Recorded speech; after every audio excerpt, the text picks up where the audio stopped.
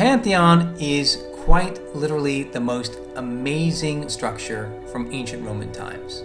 The first version is built by Agrippa, the second version is built by Domitian, and the one still standing is constructed by Trajan and completed by Hadrian in 125.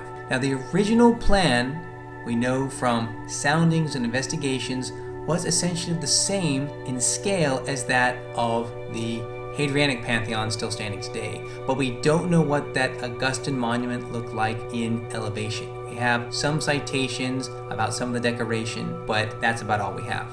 Now what we do have today is a magnificent structure, so well preserved, you don't really have to use too much imagination or reconstruction with computers. You can pretty much see it all. And there are three main components. There's the front porch, kind of looks like your typical temple. There's a transition block, the space between the porch, and then the rotunda itself. And the rotunda is a large cylinder into which you can fit a perfect sphere, a massive perfect sphere with a diameter of about 150 Roman feet. And the dome itself that caps this cylinder is magnificent. Nothing comes close for a self-sustaining, unsupported concrete dome, even in modern times. And what you have as you look through the details is a level of perfection in Roman engineering and Roman architecture. The dome-like space, of course, is going to take a lot of its impetus and inspiration from palatial structures and from the large bath complexes.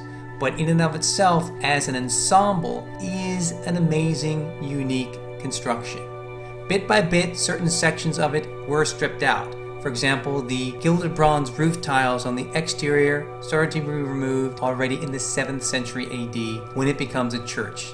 That's AD 608. Pretty much it's intact from top to bottom as it looked in antiquity. A lot of the marble on the interior has been replaced. The floor is largely original. Not all the columns in the front porch are original, but overall we get a great sense of how majestic the structure looked in antiquity. And it wasn't just all by itself. It had a piazza in the front surrounded by porticos. On one side flanked by the Saepta, or the voting enclosure, that's also rebuilt in the time of Hadrian after a fire. And on the other side to the west, the massive baths of Nero. Due south, the structure identified as the Basilica of Neptune, and south of that, the Baths of Agrippa. Due north and to the east, you have the Temple of Hadrian deified.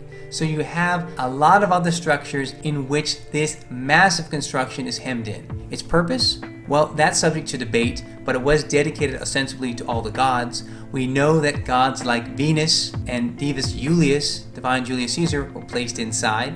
In the porch, at least in the Augustan model, there was a statue of Agrippa, there was a statue of Augustus eventually to be deified, and the front entrance of the Pantheon faced due north, almost directly hitting the entrance of the mausoleum of Augustus facing due south. The Pantheon was amazing in antiquity and is an amazing experience today.